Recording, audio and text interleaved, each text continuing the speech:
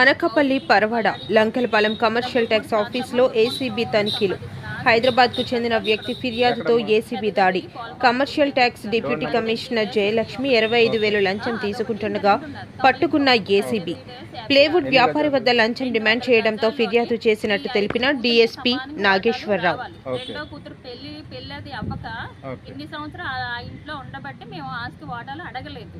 అయితే ఆవిడ 2022లో 2023లో ఆవిడ మరణించింది. 9వ నెల 21 మరణించారు. ఆ తదంతరం మేము ఆస్తి వాటా మాకు ఇవ్వాలని మేము అడుగుతుంటే ఇందులో మీకు వాటా లేదు, ఇదంతా నాది అని అంటుంది. ఈ ఊరు పెద్ద మనుషులతో కూడా మా పిన్ని తాలాడు సోమలమ్మ జగదీశ్ ఆమె కూతురు కూడా వస్తున్నారు, వాళ్ళ అల్లుడు కూడా వస్తున్నారు. వాళ్ళకి ఏం పని? వాళ్ళ సొంతది ఏమైనా ఉన్నదా? వాళ్ళకి రాసిచ్చినట్టు మా తాతయ్య మా అమ్మమ్మ ఏమైనా డాక్యుమెంట్స్ ఉన్నాయా? చూపించమనండి, మేము రాము. ఇందులో కానీ మాకేంటంటే మాకు బిల్డర్ వస్తున్నాడని మాకు కప్పురంతింది. మాకు ఎవరో ఫోన్ చేశారు. ఇక్కడ కానీ ఏ బిల్డర్ కానీ వస్తే మట్టుగా అవ్వని పని లేదు. ఎందుకంటే మా సంతకాలు ఉన్నాయి, మా వాటా కోసం మేము పోరాడుతున్నాం 3 సంవత్సరాల నుంచి. మా పెద్దమ్మ చచ్చిపోయిన దగ్గర నుంచి మా వాటా ఇవ్వనని అడుగుతున్నారు. ఎలా ఇవ్వని అంటున్నారని. మా 50 గజాలు మాకు రావాలి, 200 గజాలు మా 50 కోసం మేము పోరాడుతున్నాం. అదే సార్, మాకు న్యాయం జరిపించాలని మేము కోరుకుంటున్నాం. అందరికీ నమస్కారం. ఏదైతే ఎన్డీఏ కూటమి అధికారంకి వచ్చిన తర్వాత ఈ ప్రజా పంపిణీ వ్యవస్థ ఏదైతే ఉందో, రేషన్ డిపోల వ్యవస్థ పాత పద్ధతి ఏదైతే ఉందో ఆ విధంగా మేము చేస్తామని చెప్పేసి మేము ఎలక్షన్లో ఇచ్చినటువంటి మాటకి కట్టుబడి ఈరోజు ఆ వ్యాన్ల ద్వారా పంపే పద్ధతి, గత ప్రభుత్వం పెట్టినటువంటి పద్ధతి, వీధుల్లోనే నించోబెట్టి వాళ్ళ ఇష్టానుసారం వాళ్ళ టైంకి వచ్చి అందరినీ వీధుల్లో నించోబెట్టి ఏదైతే ప్రజలకు ఇబ్బంది కలిగినటువంటిది, లబ్ధిదారులకి ఇబ్బంది కలిగినటువంటి పద్ధతి ఏదైతే గత ప్రభుత్వం పెట్టిందో ఆ ప్రభుత్వాన్ని మరి ప్రజలు గద్ద దింపారు. మేము ఎలక్షన్లో ఇచ్చినటువంటి మాట ప్రకారం పాత పద్ధతిలోనే డిపోల దగ్గరే మేము రేషన్ పంపిణీ కార్యక్రమం శ్రీకారం చుట్టామండి. దీనికి రాష్ట్ర ముఖ్యమంత్రి వర్యులకి, ఉప ముఖ్యమంత్రి వర్యులకి, బీజేపీ నాయకత్వానికి, ముఖ్యంగా మోడీ గారికి మేము ధన్యవాదాలు తెలియజేసుకుంటున్నాం. చంద్రబాబు నాయుడు గారు అధికారంకి వచ్చిన తర్వాత ప్రతి పైసాని, ప్రజాధనాన్ని ఏదైతే ఉందో దాన్ని వృధా కాకుండా కాపాడాలి. ప్రతి పైసాని కూడా జాగ్రత్తగా ఖర్చు పెట్టాలి. ప్రజల మీద భారం పడకుండా ఉండాలి. అలాగే దాని ఒక సాటిస్ఫాక్షన్ అందరికీ ఉండాలి, తృప్తికరంగా ఉండాలని ఒక ఆలోచన చేస్తున్నారు. దానికి అనుగుణంగానే ఈరోజు మేము ముందుకు వెళ్తున్నాం. ఈరోజు ప్రజలు చాలామంది హ్యాపీగా ఉన్నారు, డీలర్స్ హ్యాపీగా ఉన్నారు. డీలర్స్ ఎందుకు హ్యాపీగా ఉన్నారంటే గతంలో డీలర్ షాప్ ముందే వీళ్ళు పంపిణీ చేసేవారు. దాని లక్ష్యం ఎలా చేరుకుంటుంది? ఎక్కడైతే కొంచెం దూరంగా డీలర్ షాప్ నుంచి చాలా దూరంగా ఉన్నారో అక్కడి నుంచి రావడం కష్టం అవుతుందంటే అక్కడ ఏదో మనం ఆల్టర్నేట్గా చూడాలి. డిపో వాళ్ళకే చెప్పి ఆ దగ్గరికి వెళ్ళి పంచమని చెప్పాలి తప్ప 800 కోట్ల రూపాయలు ప్రభుత్వం మీద భారం పడేటట్టు చేయడం మంచి పద్ధతి కాదు. ఈరోజు ఈ డిపోల ద్వారా పంపిణీ చేయడం వల్ల సివిల్ సప్లైస్కి 800 కోట్ల రూపాయలు వృధా అవుతుంది, సాదా అవుతుందని చెప్పేసి మీకు తెలియజేస్తాను. దీనివల్లే నేను మరొక మారు దీన్ని స్వాగతించినటువంటి ప్రజానికానికి, అలాగే మాకు ఎలక్షన్లు ఇచ్చినటువంటి మాటకి కట్టుబడి చేసినందుకు మేము రాష్ట్ర ముఖ్యమంత్రి వారికి ఎన్డీఏ పార్ట్నర్స్ అందరికీ కూడా పేరు పేరున నమస్కారం. డీలర్లకు ఎటువంటి సజెషన్ ఇస్తారు? మేము డీలర్లకు ఒకటే చెప్తామండి, మీరు కేవలం అందరూ నా దగ్గరికే రావాలని పెట్టుకోవద్దు. మీకు డేటా ఉంటుంది మీ దగ్గర.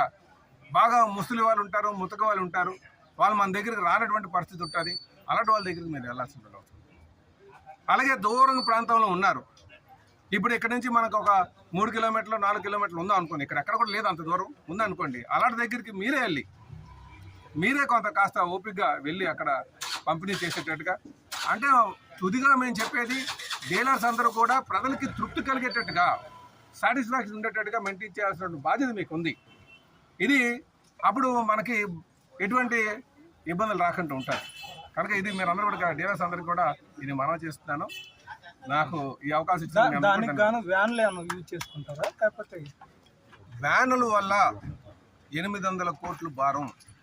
నేను అడిగింది అది కదా, అది వాళ్ళు ఇప్పుడు వృద్ధులకు కానీ లేకపోతే ఏదైనా ఉన్న వాళ్ళకి కానీ. నేను ఒకటే అడుగుతానండి, మేము ఒకటే చెప్తున్నాం, అది వారి బాధ్యత. మేము డిపోకి చేరువేయడం వరకే మా బాధ్యత. ఓకే, అక్కడి నుంచి డిపో మేనేజర్స్, డిపో ఓనర్స్ ఎవరైతే ఉన్నారో వాళ్ళు పబ్లిక్లో సాటిస్ఫాక్షన్ వచ్చేటట్టుగా వాళ్ళు చూసుకోవాలి. అందుకే ముస్లిం ముతగా ఉంటే వాళ్ళ దగ్గరికి వెళ్ళలేరు. అలాంటప్పుడు వీళ్ళు వెళ్ళాలి. అలాగా చేసుకుంటే మీ డీలర్ వ్యవస్థ 10 కాలం ఉంటుంది అని కూడా తెలియజేస్తారు. మరి మన ఎన్నికల్లో కుటుంబ ప్రభుత్వం ఏదైతే వాగ్దానం చేస్తుందో రేషన్ డిపోల దగ్గరే ప్రజలందరికీ కూడా రేషన్ ఇస్తాను, పాత సిస్టమే తీసుకొస్తానని ఆ మాట మరి ఈరోజు నిలబెట్టుకోవడం జరుగుతుంది. మనం చూసాం, వ్యానులతోని సరుకులు తీసుకెళ్ళి ఎక్కడికి వెళ్ళేవో కూడా మనకు తెలియదు. మరి అది ఏ రోజు వస్తుందో కూడా తెలియదు. ప్రజలలాగా కాపలా కాసినట్టు కాసేవారు. ఇచ్చిన 3 రోజులు కూడా ఆ రోజు తీసుకున్నాడు వస్తే సరే లేదంటే ఆ బియ్యం మరి ఎక్కడికి వెళ్ళిపోయి ఈ బ్లాక్ మార్కెట్ నరికట్టాలని మరి ఏదైతే పాత సిస్టమ్ మాకు కావాలని ప్రజలు కోరారో ఆ కోరిక మేరకు నారా చంద్రబాబు నాయుడు గారు మళ్ళీ ఈ సిస్టమ్ని తీసుకురావడం జరిగింది. ఇది ప్రజలందరూ కూడా ఇప్పుడే నేను 5వ డిపో 5 డిపోల దగ్గర ప్రజలను అడుగుతున్నాను, అమ్మ మీకు ఈ సిస్టమా బాగుందా అదే అని అందరూ కూడా ఇదే అడుగుతున్నారు. అంటే 1వ తేదీ నుంచి 15వ తేదీ దాకా ఏ రోజైనా సరే రేషన్ తీసుకోవచ్చు. అది ఇవ్వాల్సిన బాధ్యత రేషన్ డిపో ఉంది. కాబట్టి దీన్ని ప్రజలందరూ కూడా సద్వినియోగం చేసుకోవాలని చెప్పి నేను కోరుకుంటున్నాను. అలాగే రేషన్ డిపో ఓనర్స్ కూడా ఒకటే చెప్తున్నాం, ప్రజలకి మేలైన సర్వీస్ ఇవ్వండి మీరు. ఎందుకంటే మీరు 5 సంవత్సరాలు ఎంతో బాధపడ్డారు. మేము కూడా మీకు మాట ఇచ్చాం, పాత సిస్టమ్ తీసుకొచ్చే బాధ్యత మాదని. మరి వచ్చిన తర్వాత మీరు ప్రజలకి కొద్దిగా సర్వీస్ మోటివేటెడ్గా ఎవరైతే రేషన్ డిపోకి రాకుండా అనారోగ్యంతో ఉన్నోళ్ళు కానివ్వండి, బాగా ఏజ్ వాళ్ళు కూడా మీరు కొద్దిగా అలాగే ఎన్ని ఉంటాయి, ఒక డిపోకి మహా ఉంటే ఒక 20-50 ఉంటాయి, అంతకని ఎక్కువ ఉండవు. వాళ్ళకి మనమే తీసుకెళ్ళి ఇచ్చేటట్టుగా మీరు చేసినట్టుగా అయితే ప్రజల నుంచి మంచి స్పందన వస్తుంది. మీరు 10 కాలాలు రేషన్ డిపోని రన్ చేసుకునే అవకాశం ఉంటుంది. మాకు కూడా చాలా ఇష్టం. ఎందుకంటే రేషన్ అన్నప్పుడు మనకు డబ్బులు ఉన్నప్పుడు 15 రోజులు ఏ రోజైనా తీసుకోవాలి. కానీ మన ప్రభుత్వం అలా అయితే డిమాండ్ రేపు 1వ తేదీన అంటే 7వ తేదీన ఎప్పుడో 3 గంటలకు 4 గంటలకు వచ్చి ఎవరు లేనప్పుడు స్టడీస్ అప్పుడు లేకుండా వచ్చిన వాళ్ళకి ఇచ్చి మేము ఇచ్చేసాను నువ్వు లేవు అని డమాయించేవారు. ఈవెన్ కార్పొరేట్గా మేము చెప్పినా సరే వినేవారు కాదు. కానీ ఈరోజు ఆ సిస్టమ్ లేదు. ఈరోజు పాత సిస్టమ్గా వచ్చింది కాబట్టి ప్రజలందరూ కూడా చాలా సంతోషంగా ఉన్నారు. మరి కుటుంబ ప్రభుత్వం నాయకులకి ప్రజల తరఫున ధన్యవాదాలు తెలుపుకుంటున్నాం. కూడా అక్కడ చాలా ప్రముఖంగా ప్రచురించి ఎవరికి ఎటువంటి ఇబ్బంది ఉన్నా కూడా దాంట్లో పెట్టమన్నాం. ఇదే కాదు, అక్కడ ఒక క్యూఆర్ కోడ్ కూడా పెట్టాం. ఆ క్యూఆర్ కోడ్లో ఎవరైనా సరే వాళ్ళ ఫోన్లో స్కాన్ చేసి వాళ్ళకి సమస్య ఉందని వాళ్ళు చెప్తే డైరెక్ట్గా మా కమిషనర్ గారి దగ్గరికి ఆ ఇన్ఫర్మేషన్ వస్తుంది.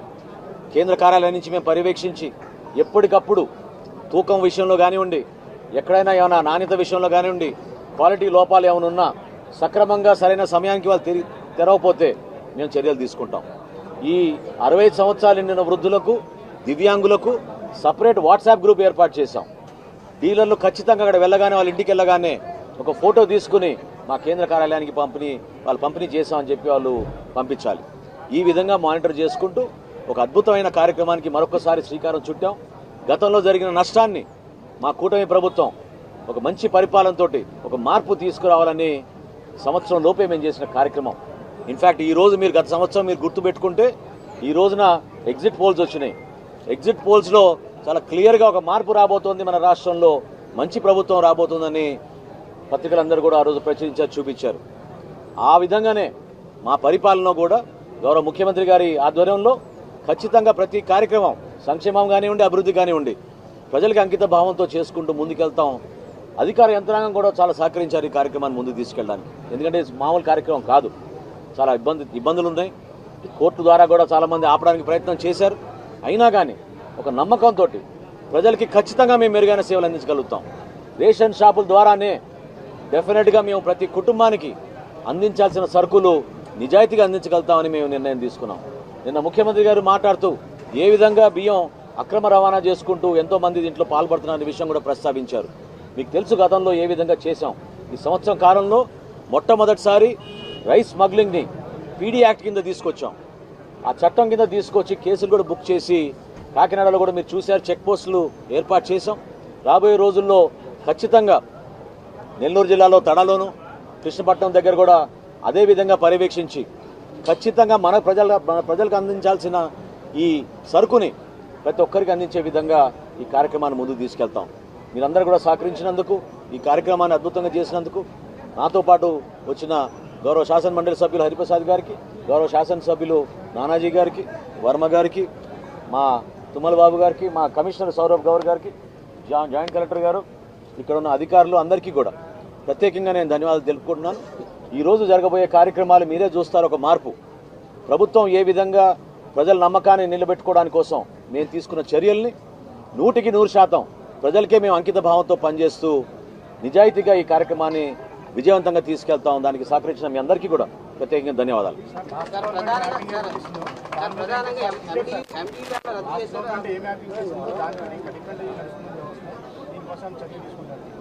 రేషన్ కార్డుల విషయంలో మొట్టమొదటిసారి మేము స్మార్ట్ కార్డులు తీసుకొచ్చాం. దాంట్లో సెక్యూరిటీ ఫీచర్గా మేము QR కోడ్ తీసుకొచ్చాం. రాష్ట్రంలో ఇందాక నేను మీకు చెప్పినట్టు 1,46,00,000 కుటుంబాలకి రేషన్ కార్డు అర్హత ఉందని మాకు eKYC ద్వారా కూడా పూర్తయింది. మిగతా వాళ్ళకి ఎవరైతే ఉన్నారో ఒక 6 లక్షలు 7 లక్షలు కొత్తగా అప్లికేషన్లు పెట్టుకున్నారు రైస్ కార్డుల కోసం. మళ్ళీ అక్కడ చెప్తా ఉన్నారు ఇంకో 30 సంవత్సరాల పాటు మనమే అని చెప్తా ఉన్నారు. మీరు ముందర ఒక సంవత్సరంలో మీరు చేసింది ఒకసారి రోడ్లపైకి వచ్చి ప్రజలు ఇంటింటికి కూడా వెళ్ళండి. మరి నేను చెప్తా ఉన్నా, దుమ్మెత్తి పోస్తారు ఇవాళ ప్రజలు. మీరు ఇంటింటికి కనుక వెళ్తే ఒక్క పథకం ఇలా ఇవాళ మహిళా గ్రూపులు వాళ్ళని ఏ రకంగా బెదిరించారండి. ఇవాళ సోషల్ మీడియా వేదికగా మన అందరం కూడా విన్నాం ఏ రకంగా. ఒకవేళ మీరు కనుక రాకపోతే మీకు వచ్చే పథకాలన్నీ కట్ చేస్తాం. అసలు ముందర పథకాలు ఇచ్చింది ఏమున్నాయి కట్ చేయడానికి? బెదిరింపులు. మరి ఆ మహానాడుకి జనాలు తరలింపు కార్యక్రమము ఏ రకంగా మహిళల్ని ఏ రకంగా గురి చేశారనేది కనబడతా ఉంది.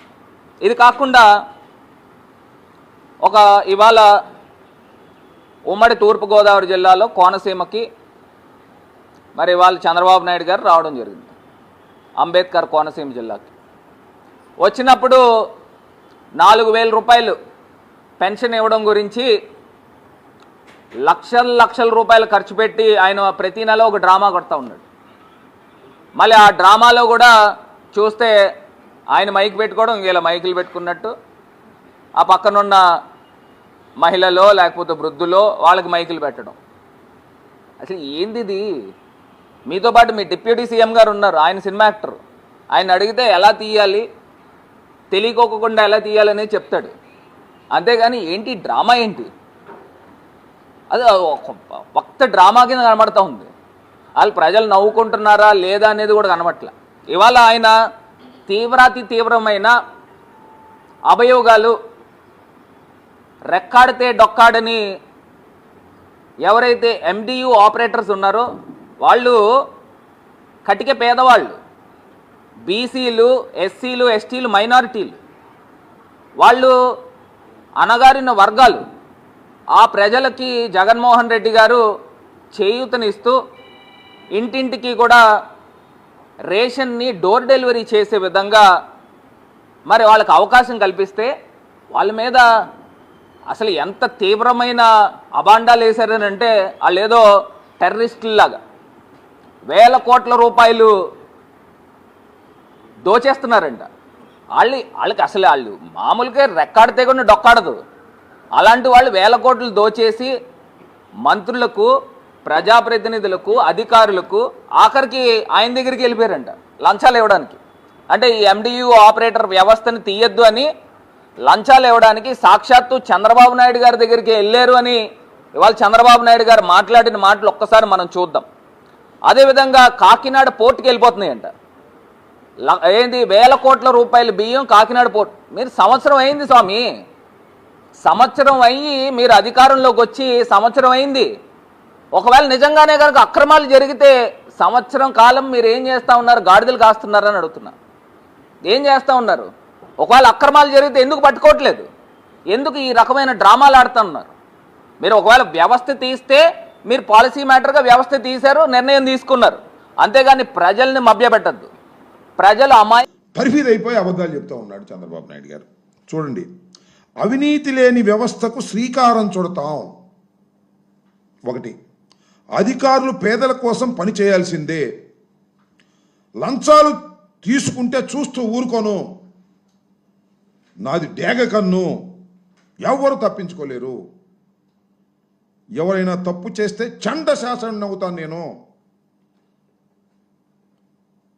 నాకు అర్థం కాల. అవినీతి లేని ఒక సమాజాన్ని తీసుకొస్తా అంట. అసలు అవినీతి కలిగిన సమాజానికి అంకురార్పణ చేసిందే నారా చంద్రబాబు నాయుడు గారు. ఎక్కడ చూసినా అవినీతే. ఈ సంవత్సర కాలంలో అవినీతి అవినీతి అవినీతి భయంకరమైనటువంటి అవినీతి వాళ్ళ జరుగుతూ ఉంది. దానికి చంద్రబాబు నాయుడు గారి కుమారుడే డబ్బులు వసూలు చేసే కార్యక్రమం చేస్తున్నాడు. సిఐ పోస్టింగుల దగ్గర నుంచి డిఎస్పి పోస్టింగుల వరకు అన్నీ కూడా సూట్ కేసుల్లో సర్దుకునేటటువంటి కార్యక్రమం చేస్తున్నది నారా చంద్రబాబు నాయుడు గారి కుటుంబంలో ఉన్న ప్రధానమైనటువంటి వ్యక్తి నారా లోకేష్ గారు. అవినీతి లేని సమాజాన్ని చూపిస్తాడట. ఏంటో నాకు అర్థం కాదు. శ్రీకారం చుడతాడంట. రెండో అంశం ఏంటంటే ఆయన డేక్కన్నంట.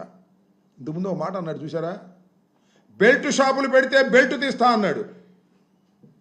ఎక్కడున్నాయా బెల్ట్ షాపులు? అసలు ఉన్నాయా రాష్ట్రంలో?